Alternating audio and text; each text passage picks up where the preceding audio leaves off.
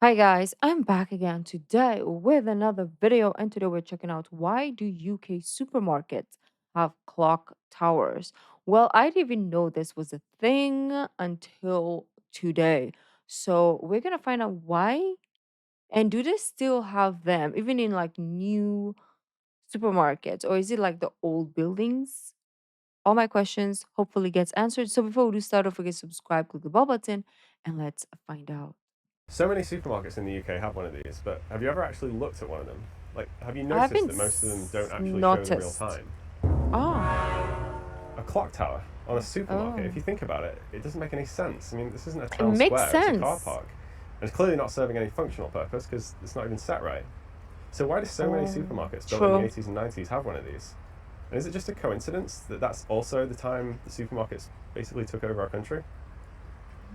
Our story starts in 1964. If I ask you to imagine what a supermarket should look like, you'll find it pretty easy because you've seen hundreds of them. But when they were Hmm. designing Britain's first edge of town supermarket in Nottinghamshire, it was a blank slate. And although people didn't know what a supermarket should look like, they decided pretty quickly that it shouldn't look like this. These early supermarkets were based on designs from America, and for a while, the novelty of the store that sells everything was enough to make people look past the ugly exterior. They claim that everything here is cheaper, but how much cheaper? And how frightened are Caerphilly's small shopkeepers? I don't see anybody in town going down to the hypermarket in the middle of the week for a cauliflower or a couple of pound of potatoes, you see.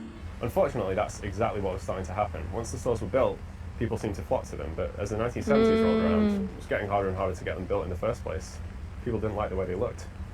The architecture critic Lance Wright said that the retailers had chosen the image of the concentration camp, and local councils were starting to become uncooperative as well. Clearly, a new design was going to be needed, but what could it be? Southwood and Farrows on the river by the sea. Southwood and Farrows, it's a whole new place to be. Over in Essex, a new town was being built, and the council wanted to put a supermarket right next to the town square. But they had a very strict design guide, which required all buildings to have specific Essex characteristics.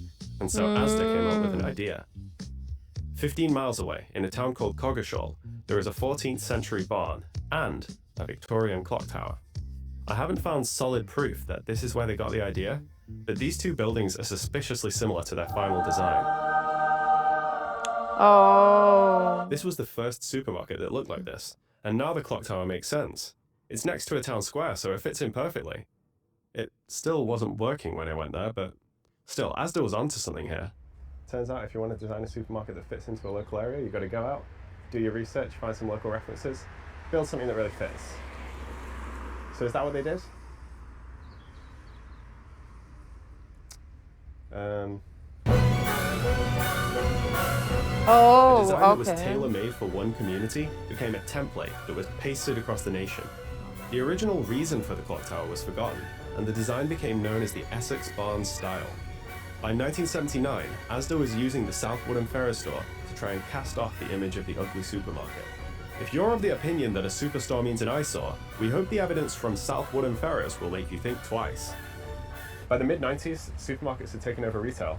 This design had served its purpose, and so it was done away with, in favour of designs that are easier and cheaper to mass produce. Oh, More oh. recent supermarkets occasionally have clock towers, but that's just because it's kind of an expected thing now.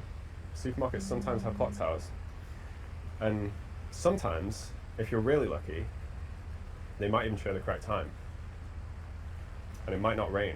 Okay. Oh, can we have? I mean, at least in the UK, can they still have like old design supermarkets with clock towers that actually works?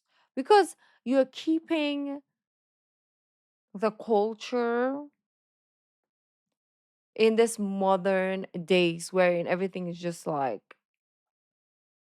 cookie cutter, everything is the same, right? So can we still have this but with a functioning clock? I don't think it's hard to do a functioning clock in this day and time on a building. I know nobody's gonna look at it, but time, people are gonna benefit. Like for example, you're going on a jog and you're like, oh, I forgot my phone. Oh my Apple Watch. Let me just look up. Oh, this is the time. Or I'm in school in the sixth floor and I don't have a clock. Let me look outside at a Tesco and I see the time. It's gonna be good. It's going to be rarely used, but it will be useful. What am I trying to say? I'm not benefiting for it, but still, it will be nice. Let me know if you've seen one. At the correct time, and it might not rain. That'll do.